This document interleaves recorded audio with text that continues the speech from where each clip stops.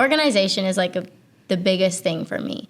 So, I mean, I'm not even going to say here I'm a pro at it because I don't think I am. I think I just finally figured out my groove to being able to kind of manage it all. Like last semester was when I was working my 12-hour shifts, and it was hard.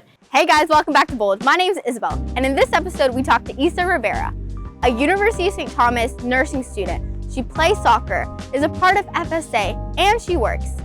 In this episode, we talk about how she manages it all. Even though she experiences burnout and stress, at the end of the road, she still finds success.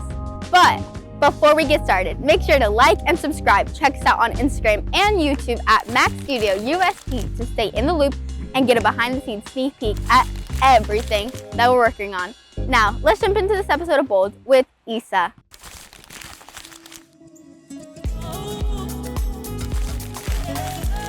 Hey Isa, how are you? I'm doing good. How are you? Good. Thanks so much for being here. Thank you for inviting me. Absolutely, Isa. I think you're awesome. Oh, stop. Thank you.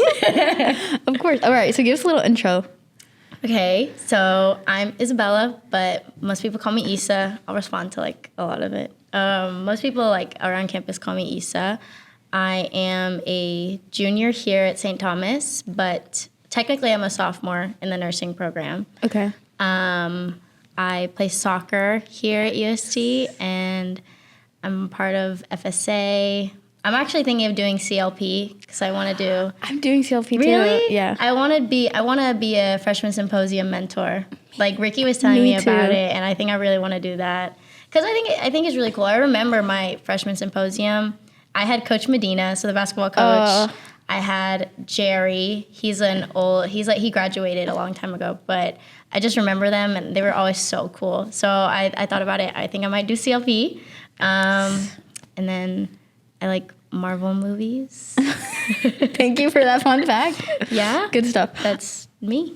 Awesome. Okay, so let's start with nursing. Tell me a little bit about how nursing's going for you. Nursing, I just took a test this morning. Ugh. That's where I was before this. Beautiful. I feel okay about it. I think I did good. And nursing's been going really well.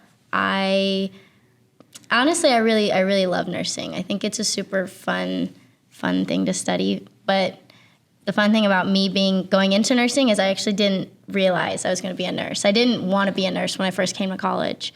Nursing was always kind of like in the background for me, but I wanted to do bio pre-med first. Ugh. Yeah. That seems hard. Yeah, so, but I don't know. When I came into college, it was COVID. So my first year of classes, I was doing online biology, online chemistry, and their labs too. So our labs would be online. Ew. So I kind of just was like, this is not it. No. It's not it for me. And then obviously I have a lot of family in nursing. So nursing was always kind of like a backup for me. But yeah, nursing has just been going really well. So yeah. Good. Okay, cool. And then what do you do in FSA? I am the Goodfill chair, so I'm one of the officers. Nice. Goodfill is a huge convention that we're actually preparing for. It's literally in less than a month, so I'm kind of stressing about it. But Goodfill is the competition or convention where we compete against all the other like 12 FSAs all around Texas. So it's like A&M, UT, HBU, U of H. I think we have OU coming in too. It's just like 12 other FSAs, and we compete against them in sports and dances. It's super fun. So it's in less than a month. We travel to San Antonio, and so I'm the organizer of that. So I have to go with. Well, I work a lot with the other officers, so they help a lot. Yeah. But yeah, that's what I do in FSA. That's so exciting. Yeah. And why is FSA important to you? FSA is important to me. Well, so both of my parents actually came here to UST. So my mom, my mom has a master's from here. My dad has a degree from here as well. And actually my uncle, they all. Wow. Yeah. So they all came here to UST. So that's also why UST is like a really big thing for me. Like it's always been like a kind of at the top of my list. But FSA, they like to claim that they started the FSA here at UST. So FSA has always been like a really big thing for me. I started the FSA at my high school. Yeah. Wow. Yeah. So I love FSA. It's cool. Oh, yeah. I love that. Okay. And you also have a job. I do. Talk about that. So, how did you get your job? Let's start there. okay. So, funny story. I started my LinkedIn profile. And so, like, people, As you should, yeah. People sleep on LinkedIn. And what I mean by that is that people don't understand how beneficial it is to have a good LinkedIn profile. And yeah, so how I got my job was first I started building my profile. Like, I would put my volunteer experiences, like anything like that, completed courses that I've had, job experiences, anything like that, and like leadership things that I do here from high school and from here too. I built my profile, and it was just all my accomplishments. And so I wanted to make sure first that looked good. Yeah. And then what I started doing is I reached out to alumni from here. I reached out to people. Really? Like cold call? Yeah. No, so you have this feature on LinkedIn where you can connect with people. Yes. So like you build connections all throughout your LinkedIn profile. And I would connect with maybe like 10, 15 people per day. Like last summer, I connected with them. I would just click connect. And most of the time it gives you an option to put a little message. Yeah, like send a personalized note with your... Yeah. And I remember it was only 150 characters. So you can't say a lot, but you can say a lot in that little message. So it was like, I connected with people. First I started with alumni from UST, and then I started going into hospitals. So I was like Texas Children's, Memorial Hermann, Houston Methodist, and I would just connect with them. I'd see what their position was. Most of the time I would connect with human resources, and then the That's HR. So smart. Yeah, I would connect with HR. Then I would connect with like the CNO, so the chief nursing officers. Yeah. Or like you could see that they're just RNs at the hospital or charge nurses. So I would connect with them and be like, "Hi, my name's Isabella. I go to University of St. Thomas. I'm studying nursing, and I'm interested in your hospital, and I would love to connect soon." And I would just click send. Eventually, I connected with one of the alumni from here who works at Houston Methodist. And I don't know if she works directly. I don't remember the exact position she has, but I know that she was pretty high up there. She's almost like a director of some sort. Okay. And so I connected with her, and that was what I said. I said, "Hi, my name's Isabella. I go to University of St. Thomas." And I saw that she was an alumni. So I said, "I see that you went to UST. You're a fellow Celt. Would you, I see you work at Houston Methodist. I've always been interested in working for Houston Methodist. I'd love to connect more and talk soon." And I remember getting like the notification where she accepted my connection, and her message was like, "Hi, Isabella. I am so glad that you reached out to me." And she said, "Most of the time, I don't connect with people that I don't know. So seeing that you were from UST was like an immediate, I think this is a good connection for me to have." So we connected, and from there, she got me in touch with, she just asked a little bit more about me, what I wanted to do. And then she also talked about like how cool it was for me to reach out to her on LinkedIn. That is genius. Genius. Okay. And so now, where do you work? Yeah, I work at Houston Methodist. Yes. My official position is called patient care assistant. I work in the emergency department, but it's kind of like the PCAs, we're really basically CNAs. Dang. Yeah. So she connected me with the HR. She sent me their resume. Actually, and there was another person that I was able to connect with that I got a direct, like, he was a chief nursing officer of another floor. It was an oncology floor. And I did the same thing, sent him a message, and he was like, "Hey, let's talk on Zoom. Let's see what you're interested in." And so that was another position that kind of like opened up for me just because I reached out on LinkedIn. He had been like, "Hey, tell me about yourself. You're a nurse." And one of his graduate nurses actually went to UST. So he was like, "Oh, you're from UST. I have an employee that's from UST, so I already can tell that this might be a good position for me." So I got offered that job, and then upon with meeting with her, I got offered the job in the ER. Dang. So yeah, I got a couple job offers from just LinkedIn, like just hitting them up saying, "Hey, let's talk." Zoom meeting, and then they were like, "Hey, I'm really interested. Would you want to work here?" That's amazing. That's so good. Okay, and how's it been so far? In the ER? Yeah. It's been great. My ER, though, is not kind of like Grey's Anatomy. It's not like what you see on TV. It's more like it's fast paced. That's what I really like about working in that type of environment. It's not what you see is like, gunshot wounds, stuff like that. You don't really see that at my place. There are hospitals that do have that. Those are trauma hospitals. But we're not really a trauma hospital. Cool. But I love the ER. I think I'm gaining a lot of really good experience being there, kind of getting comfortable with being able to talk to patients, being able to kind of learn how a nurse works, like their flow and everything. So I think it's super, super fun. But it does sometimes, people think you have an advantage, like working as a tech or whatever, while you're in nursing school. And I would say it's almost like it balances itself out. So what I mean by that is, like, there's difference being a nurse in the hospital, and there's a difference between a nurse in a textbook. So what I mean by that is, like, you have an NCLEX. That's the test you take. So when you're taking nursing courses, you're an NCLEX nurse. But when you're in the real world, it's completely different. So it's sometimes hard for me to kind of separate the two. Like, for example, for the test that I'm taking today, or the test I took today, they would ask you questions where in real life, you would be like, I don't have many supplies. We're short-staffed. Obviously, this isn't going to happen.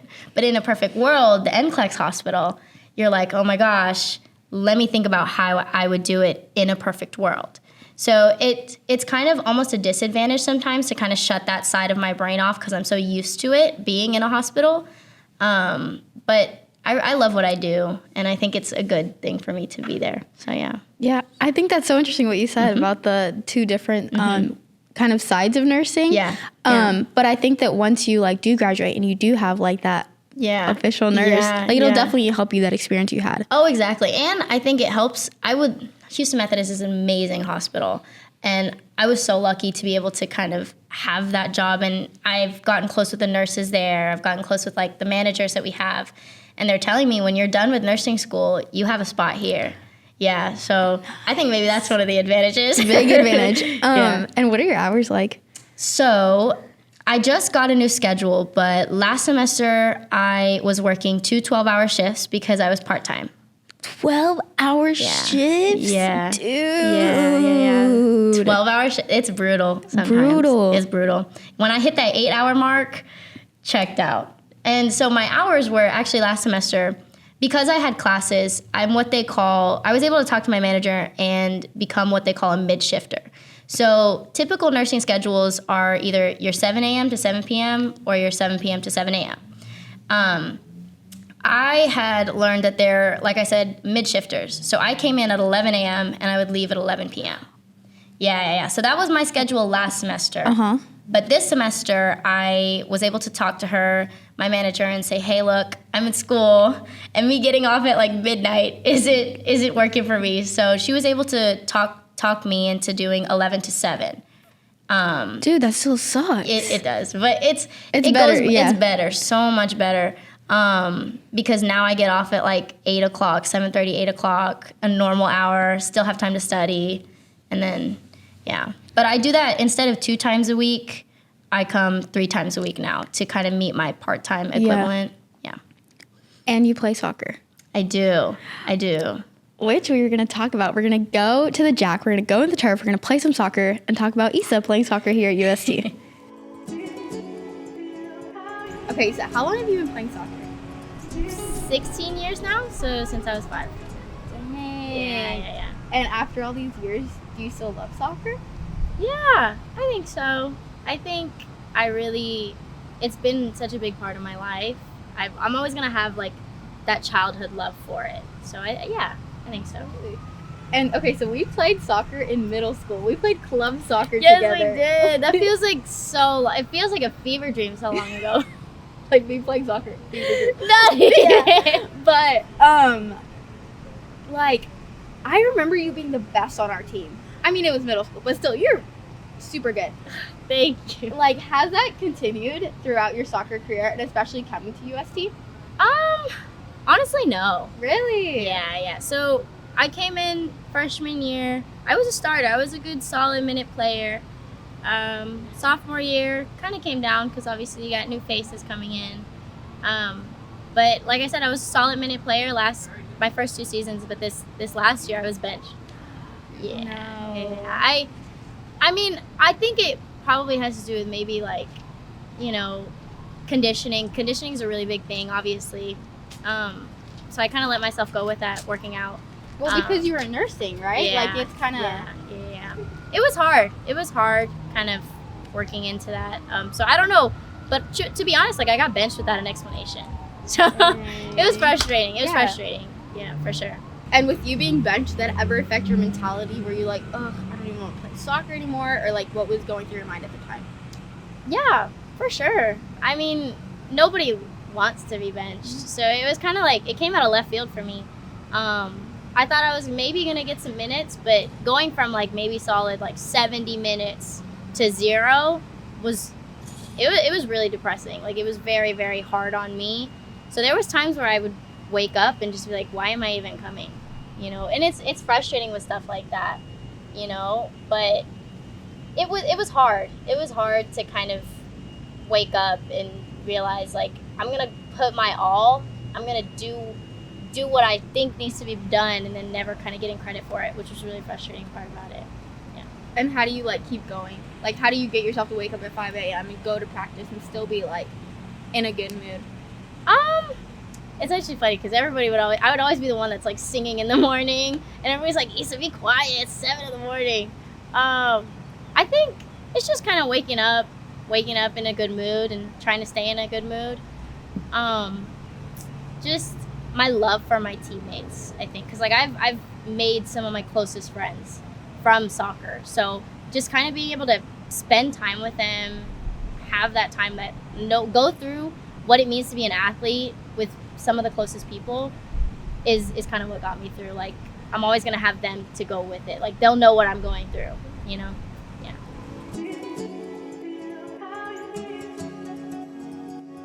And we're back. How do you balance it all? Soccer, school, work.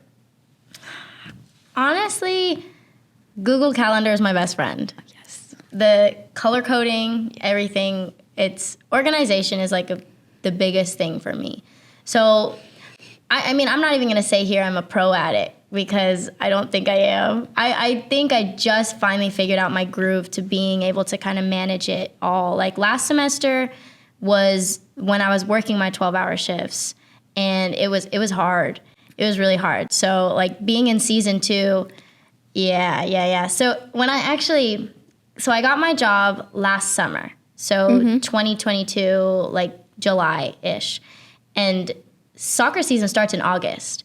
So I had barely maybe three weeks to kind of transition into working 12-hour shifts, just in general, with no school. And then eventually school started back up. And so I didn't even use Google Calendar last semester either. I used I used written Like calendar. a planner. A planner. Having it written down, my to-do list, what do I need to do? Assignments, what am I doing now? Making sure I have it written.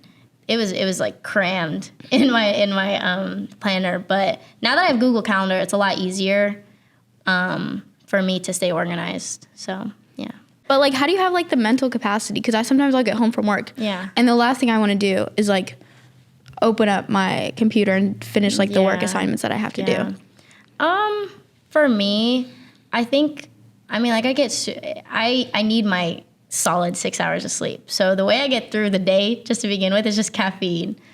Yeah. I drink energy drinks, coffee, which is really bad. I'm trying to wean myself off of it. But sometimes getting home after class is hard, but I know I have to get it done. It's kind of just taking it step by step, or a day by day for me, is knowing that I'm going to get this done and I can rest later. Yeah. So the mental capacity of it it's hard. And I'll just be honest, I struggled a lot last semester when I was adjusting to everything. It was really hard. I had a lot of mental breakdowns. And it was tough. But I mean, also now that I've gotten more into the groove of everything, I schedule time out to close the books, close my computer, literally just check out of school. Because I think that's a really important thing to have to balance everything out, is to keep in mind that I'm still a human. Like I felt like when I was adjusting to it, I felt like a robot. Like time. Like I would literally just be going, never taking a break. And I would, sometimes when I'd have those mental breakdowns, I would just kind of like let it all explode, which was really bad. And it didn't help. So, I mean, now that I have grown from that, I feel like that I had to go through that first in order to kind of find how I function. Because at first, like I said, it was a lot of crying last semester. But at the end of the day, like I said, it's just for me remembering that I'm still a human. Like it's okay to cry. It's okay to feel stressed.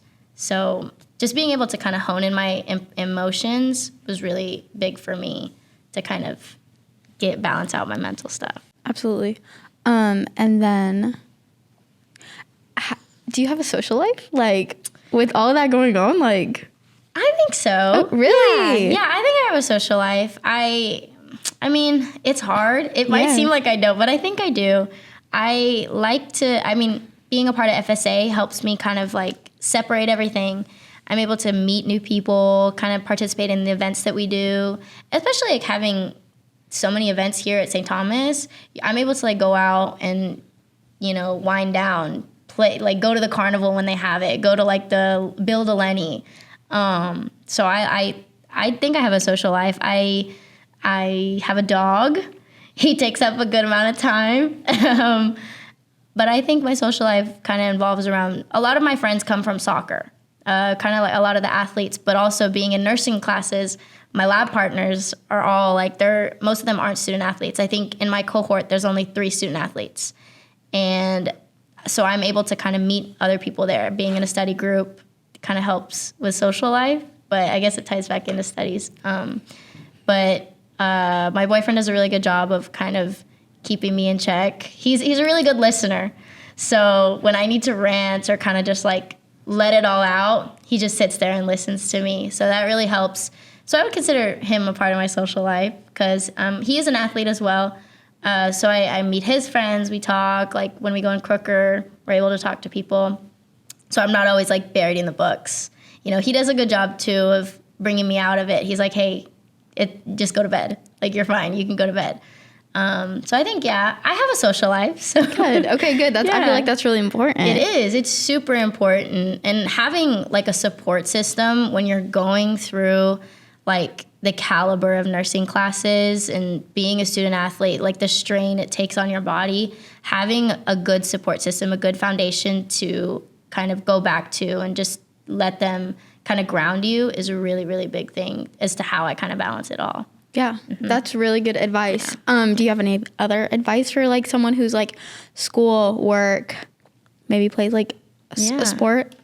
For my advice to somebody who's wanting to do it all is to just stay organized, but also to remember why you're doing it in the first place. Yeah. That's good. Yeah. Oh. Isa, thank you so much for being here. Yes, of course. Thank you for having me. Absolutely. All right, guys. Thanks so much for watching. Stay bold, my friends.